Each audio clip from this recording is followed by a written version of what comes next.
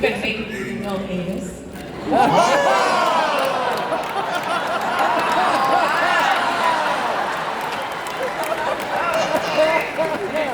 There you go, Mama. So in season 2, in the episode Home, we left Alara's, position on the Orville kind of open. So are we going to see Alara come back? Are we going to go back to Salean Planet? Is Tala going to go back and try to exercise and get that bone density back so she doesn't get to be in the position that Alara was in? As far as Alara is concerned, the door is always open for Alara to make an appearance. We love that character, and we don't know yet if she's going to appear in season 3, but because we're not finished writing the shows, but there's always a possibility. I mean, the audience loves her, we love her, and I think it's a cameo here and there is I think it's fun for the audience. As far as whether Tal is going to go back to Saleya. Again, I don't know. We're still in the process of hashing everything out. It's an interesting planet that I think we want to learn more about. We know a lot about Moklis, but not a whole lot about Saleya. So it is possible that Tala will take us back there at some point in the near future. Good to know.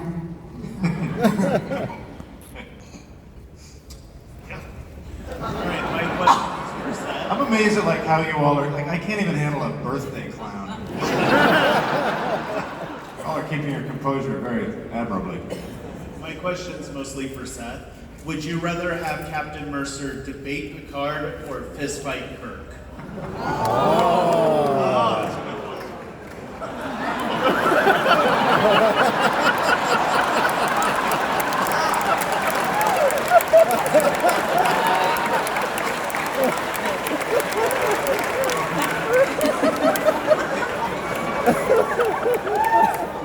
Thanks a lot, fellas. Kirk now or Kirk then? I think either way, Shatner would probably kick my ass. I would probably debate Picard,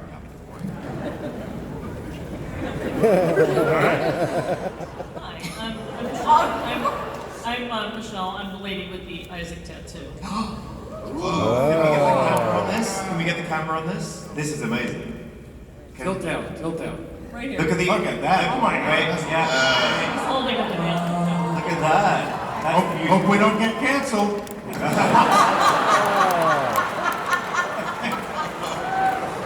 So, my question is for Mark. Aside from holding cute baby farm animals, are you working on anything else while you wait for season 3 to start?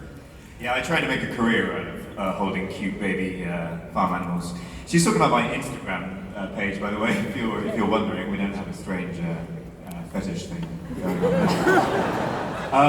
By the way, I do love the tattoo, and it didn't load on Instagram, so I hadn't seen it. I absolutely love it. It's beautiful. I have been chronically unemployed, so I'm looking forward to season 3. It's the answer to your question. Hey, Jay, you wrote and directed a movie in your time off, I heard. Right. Oh, yeah. All right. You don't want to talk about it? No, I'll talk about it. Yeah, I made a movie. I wrote a movie. I made a movie. It's called Wednesdays. I'm an idiot. Because thank you. I took all my money from the movie or from the show, and people were like, "You should invest or buy a house or something." And I was like, "I'm gonna make a movie."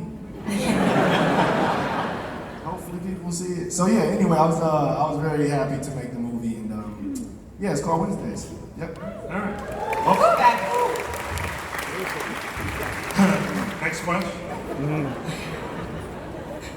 Okay, hello, my name is Andre, and I have a question for my hero, Seth MacFarlane. Oh, you need to raise your standards. I'm not that cool. Sorry about that.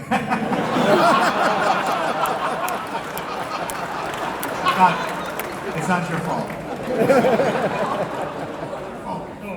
So anyways, Seth, first of all, I am a huge fan of your show, as well as Family Guy and American Dad, and all the projects that you have been doing over the years. Thank you. My question is, what was the most challenging episode you have written or directed? Probably, written.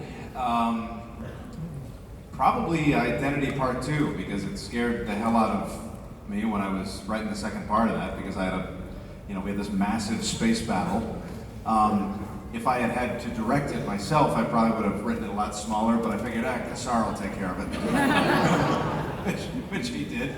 But yeah, I gotta give it to Identity. I think it was a challenge, because it scared the hell out of me the whole time, because I wasn't sure if people were ready to, accept that level of serious sci-fi from us, and you guys did. So more to come.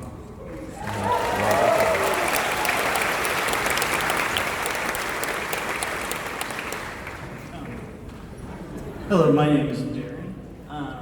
This question more for the actors, I guess. But have you seen Star Trek, and if so, Kirk or Picard? Mercy. Boom. So is that for all the actors? Is that what?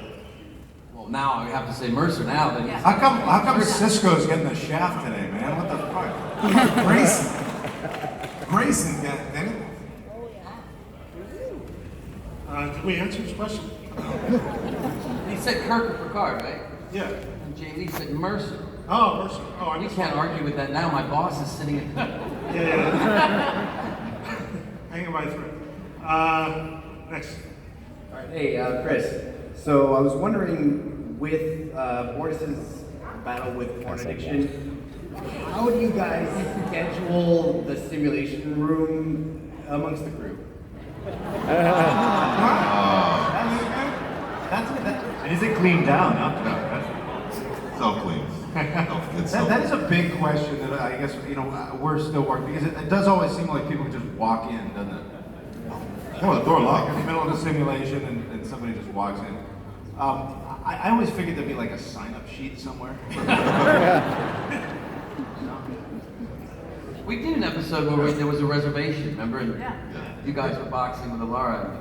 They didn't, remember? Didn't So there must be a... Oh, that's right, yeah. It's a mix-up. It's the open table of... They came in with the powdered wigs. It's courtesy. Yeah, presumably there's somebody somewhere who's, clerking that whole thing. Third season. We'll cover that. Next question. Hi. So my boyfriend was too scared to ask, so I came up here. That he's super jealous. But what I wanted to ask is, with the limitless potential for alien species, is there going to be any new, unique character powers we can expect to see, like Alara's strength? Yeah, that's always a possibility. To me, it's more like what are the unique and bizarre customs. He's not even listening to the answer. I know. The longer I take, the more deadly it gets out there. I think it's hard to say. I mean, it's generally like what's we start with the idea of like what's a strange and bizarre custom that is different. Not so much a power, not so much an ability, but what is different about this planet and how it evolved than ours. And so, sometimes that'll lead you to some sort of a special ability, sometimes not. That's usually kind of where we. So that's how we came up with the social media planet. But yeah, that's a windy, terrible fucking answer I just gave you. I don't think you actually answered it. No. Hi, it's a little crowded in here. So my question was, now that we have so much going on in the series, are there going to be any spin-offs or movies?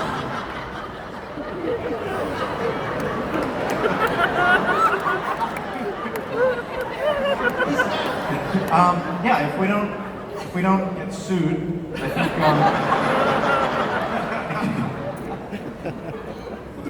think spin-offs is that's a hard one. We always hope that we go long enough to be able to do a film or two. I mean, that's an exciting prospect. I think one step at a time. We try to deliver a little movie each week, but the idea of doing a full-length feature, for the Orville that's exciting. We could totally up for that. David, I just want to put my director's hat on here. Guys, just back off a bit. Will you just back off? You're a locker. Look at me. Back off, back off, back off. He has Yoda, come on. And they listen to me like they do on TV.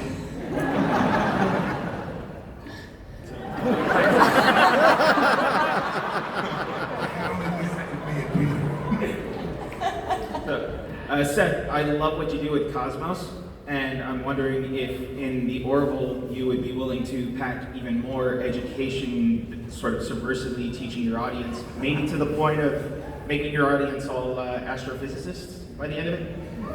Yeah, I mean, look, that's one of the many reasons that I wanted to do the show in the first place, is that when I was a kid, there was all this optimistic, hopeful science fiction that you know, drove people to those kinds of professions. I think entertainment is a powerful, it's a powerful tool that can make you want to be an astrophysicist if you start out as a sci-fi fan as a kid. So yeah, we try to be as responsible as possible, you know, and at the same time create an entertaining narrative. We have Andre Bormanis, who's not here today, who's our... Oh, he is. I think Oh, he is. Andre's somewhere out there. Where is he? Andre. Andre. There he is. Yeah, stand up, get him out. He's further back than the kids. Good luck getting out of here. Not the front row. Yeah, so, you know, Andre keeps us honest. You're a physicist of some kind, right? Never been exactly clear what it is you do. You kind of drifted in off the street one day.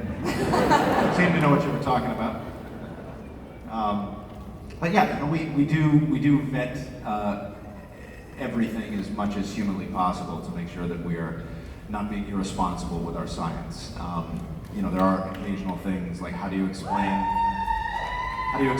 two Kellys in a way that scientifically makes sense? Those larger problems are the big challenges, but we try to, where we can, we try to keep the science real.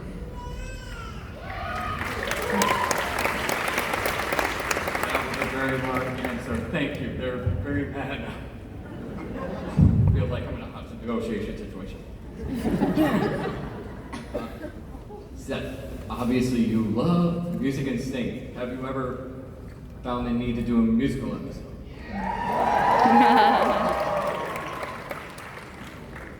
We get asked that often. I have no idea how that would work. It's you know, Buffy did it, but that's a very different show than we are. I don't know. There would have to be a reason for it. It would feel very fourth wall and maybe a little self-indulgent for all of us. What about a dimension? What about what? We're going to a different dimension. It's the only way to communicate. Well, like a Roger song. Stein dimension. I don't know how it works. I don't know. You know, Scotty sang twice this year, right? He sang 2 songs. What were the 2 times? He sang twice. He sang to Isaac, Sang to Isaac. Goodbye Party. Yeah. That was one of my favorite things to do. He wants you to sing.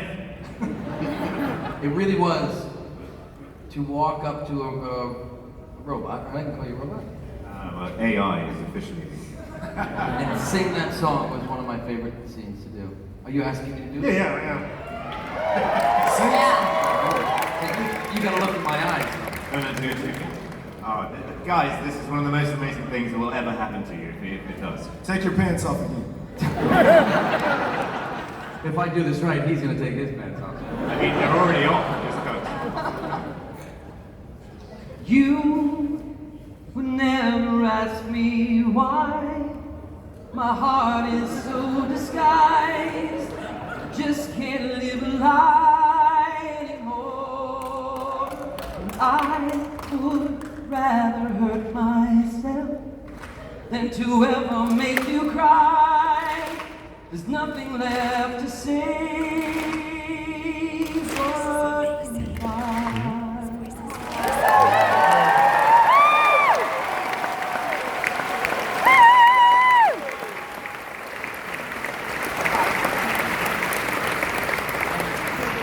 But no musical episode. Next. Thank you for this. Reminds me of a grinder date I went on recently. That's more than a date, mate. Yes, 8 days. Thank you for this. Lyden and Fortis. You guys remind me of my parents. Are you guys ever just gonna get divorced someday? Yeah, they're gonna die. It didn't work out so well. gotta stick it in, stick it out.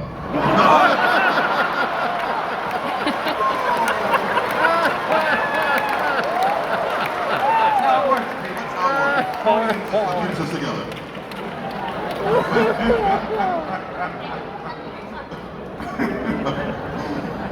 Now that's a kid.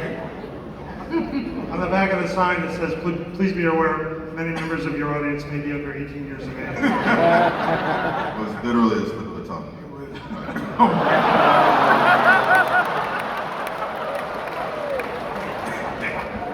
You're all going to jail. Next question.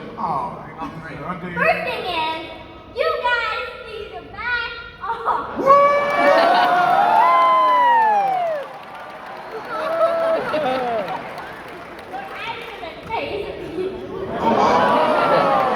What'd she say? I'm gonna phaser you. But my question is, on the Orville, when you turn it like this, it looks like a squid.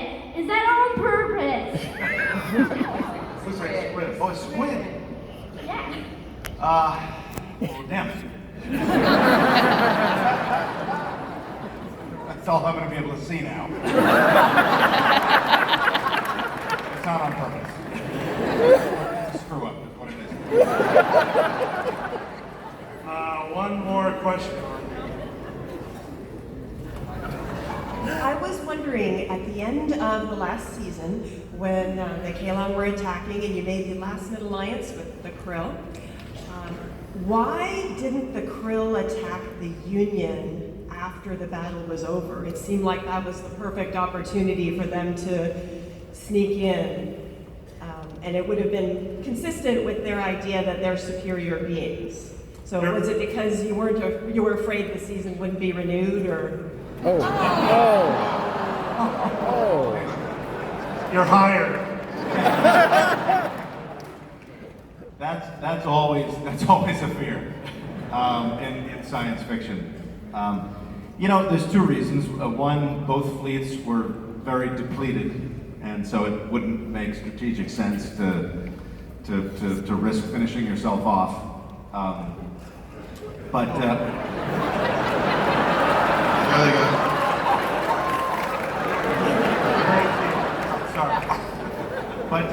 on top of that, I'm always a fan of the premise that there's no alien race that is 100% evil. There's always some humanity in every single one of these alien species, and the Krill, in fact, we're honoring the agreement. That's kind of the way I saw it, and maybe that's naive of me to hope for a world like that. All right, well that's it. If you haven't been to the Orville experience, it's at